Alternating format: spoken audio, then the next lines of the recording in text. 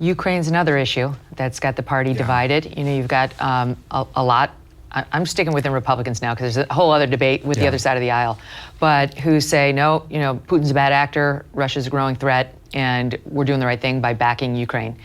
And I would say the majority of Republicans now are against that viewpoint and think we've spent too much. It's any place from 105 billion to 187 billion.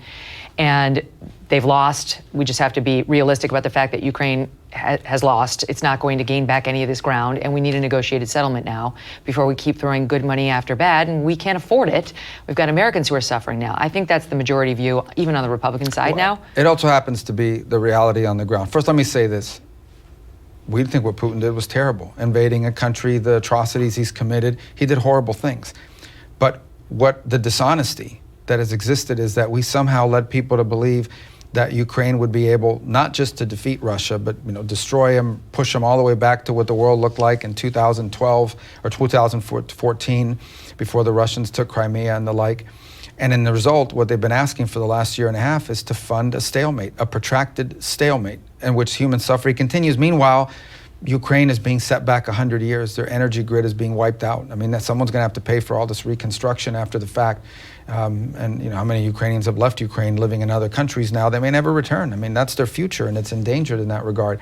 So the president's point of view is this is a protracted conflict, and it needs to end. Now, it needs to enter a negotiation. In any negotiation, both sides are going to have to give something up. I'm not going to pre-negotiate that. I mean, that's going to be the work of hard diplomacy, which is what we used to do in the world in the past, and we were realistic about it.